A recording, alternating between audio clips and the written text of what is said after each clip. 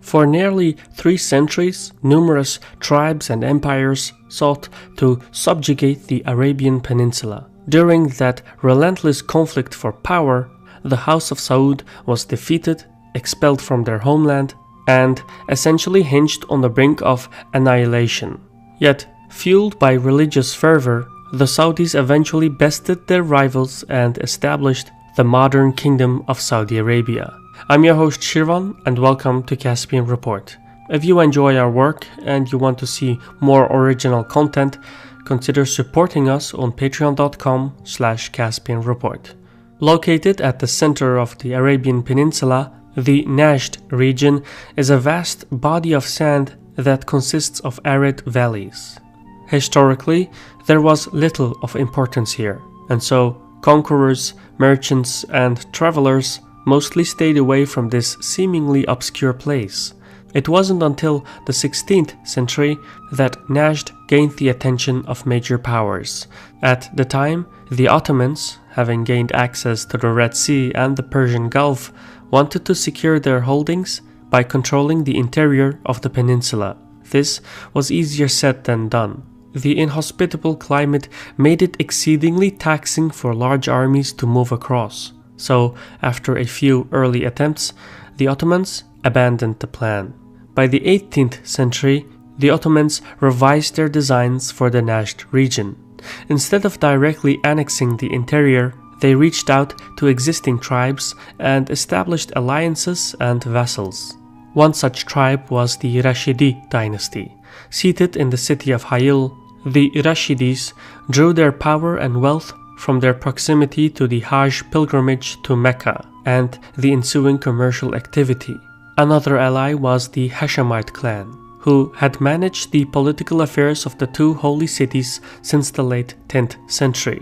As the two vassal states set their sights to conquer the secluded interior, the nomadic Bedouin tribes from the Najd were unwilling to give up their domains and prepared for a protracted conflict for the supremacy of the peninsula. In the ensuing fight, the Ottoman-allied Hashemites and Rashidis came across some tough Bedouin tribes who fought fiercely to defend their holdings.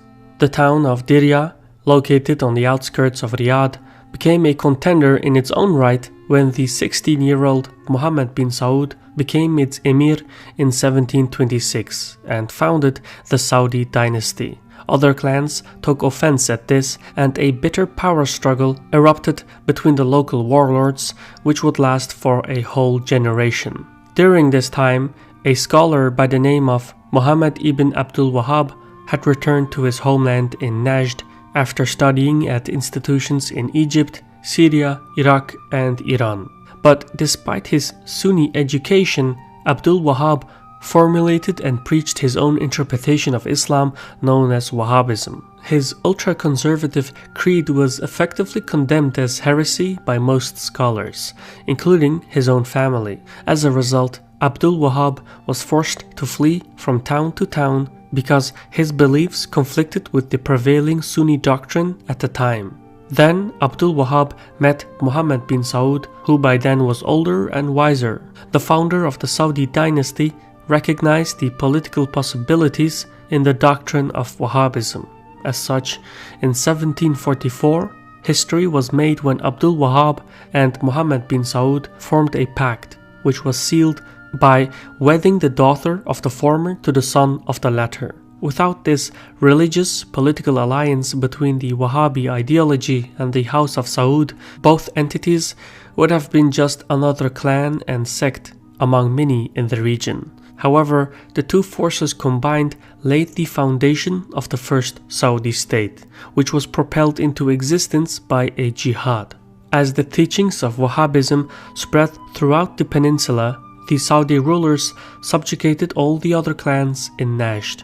By 1808, the Saudi state had set its sights on the Hejaz highlands and conquered it. During that time, the Ottoman Empire had steadily lost its grip on power in the Middle East.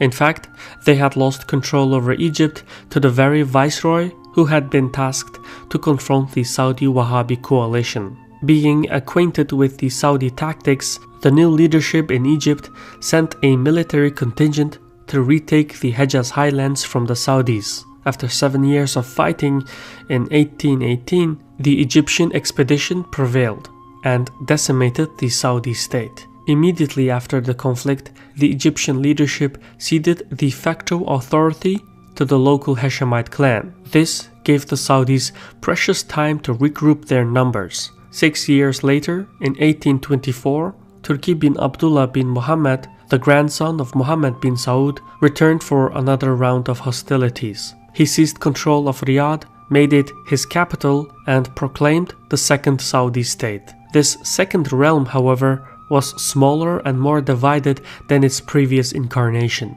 Sensing an opportunity, the Ottomans encouraged their ally the Rashidi clan to assault the Saudis, which is what happened in 1891 when the Rashidis conquered the Saudi capital Riyadh and expelled the Saudi leadership to modern-day Kuwait. In this hopeless situation, the heir of the Saudi dynasty, Abdulaziz ibn Abdul Rahman, better known as Ibn Saud, devised a plan to revive his house.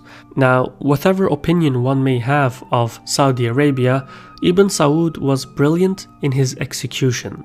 In 1902, in his mid-20s, he sailed out of Kuwait with a force of 40 followers. Under the cover of the night, they scaled the walls of Riyadh and caught the Rashidi governor by surprise. As Ibn Saud reclaimed the land of his forefathers, he established the third Saudi state. However, having gained a broader knowledge of global affairs during his stay in Kuwait, Ibn Saud understood that he could not confront the Ottomans along the coastlines of the peninsula, so he did something that was unusual. He showed restraint and bided for time. In the meantime, he built up his forces and cautiously maneuvered between the Ottomans and the British. Then, at the backdrop of World War I, the circumstances changed. As the European powers dissected the Ottoman Empire and drew lines on the map, they created new countries. However, the artificial states severely weakened the authority of traditional tribes such as the Hashemites in Hejaz and the Rashidis in Hayil. Amidst this uncertainty, in 1921, Ibn Saud's Wahhabi army invaded the Rashidi homeland and brought the house to an end. The British government attempted to mediate the sporadic hostilities, but the plan backfired when the Hashemites refused to make concessions. As the rift between the British and the Hashemites grew, Ibn Saud took the liberty to move against the Hashemites. The ensuing conflict resulted in the defeat of the Hashemites in 1925 and forced the local royalty to relocate to Iraq and Transjordan. Yet, rather than outright annexing the Hejaz region, Ibn Saud negotiated a political compromise with the British. In the Treaty of Jeddah of 1927, the British government recognized the sovereignty of Ibn Saud over the Kingdom of Hejaz and the Third Saudi State. In return, the Saudis agreed to halt their territorial expansion. Although the cooperation with the British would pay off, Ibn Saud's association with Christian powers had upset the Wahhabi contingents in his army. Acutely aware of the situation, Ibn Saud allied with the British and used modern weaponry to crush the Wahhabi elements in the Saudi army and the disobedient princes who had backed them. The fighting dragged on into the 1930s, but ultimately Ibn Saud prevailed. With the conclusion of the civil war, and with the cities of Mecca and Medina firmly under control, Ibn Saud's legitimacy was unquestionable. As such, in 1932, the Saudi leadership fused the Kingdom of Hejaz and the Third Saudi State into a singular body called the Kingdom of Saudi Arabia. Nevertheless, the undeclared civil war of the 1930s illustrated that faith alone was not enough to sustain the unity of the Saudi government. To appease the Wahhabi clergy, Ibn Saud enacted strict laws and banned Western practices. He also married 22 wives and fathered 45 sons as a means to forge a lasting legitimate dynasty. Still, it wasn't enough. The Saudi state had failed twice before, so to construct a new nation that could stand the test of time, the government needed a steady stream of income, which is exactly what was brought to life by the discovery of oil in the country in 1938. Ibn Saud passed away in 1953, and in the next decades, his heirs took over the monarchy. Saudi Arabia climbed the ranks as a leading producer of crude oil. The wealth that was brought by oil came just in time. Across the Red Sea in Egypt, Gamal Abdel Nasser had seized power, and his transnational beliefs captured the imagination of the Arab societies. For the Saudis, it was a threat to their very existence. As such, a series of conflicts divided the Arab world in two camps. Egypt, led by Nasser and backed by the Soviet Union, espoused for secularism, nationalism, socialism, and pan-Arabism, which gained traction in Libya, Algeria, Tunisia, Sudan, Iraq, and Syria. On the other side of the fence was Saudi Arabia, which enjoyed the backing of the United States and encouraged more traditional principles with religious values.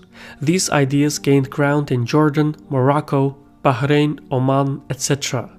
To eclipse their rivals, the Saudis provided a safe haven for Salafi intellectuals from Egypt, who were being cracked down by Nasser's government. However, in doing so, the Wahhabi doctrine imported many Salafi ideas and changed from within. From the 1970s onwards, as the Saudi monarchs embraced Salafi pan-Islamism, the Saudi educational curriculum and the Wahhabi ideology took a more fundamentalist attitude, the effects of which are all too clear in the present. But more on this topic in a separate report. I've been your host Shirvan from Caspian Report. Credit goes to our top contributors on Patreon for making this report possible. If you want to aid our objective to remain independent, please consider joining our community on patreon.com/CaspianReport. There's also a link to PayPal below. Either way, all the funds help to keep us self-sustained. For now, thank you for your patience and Sarol.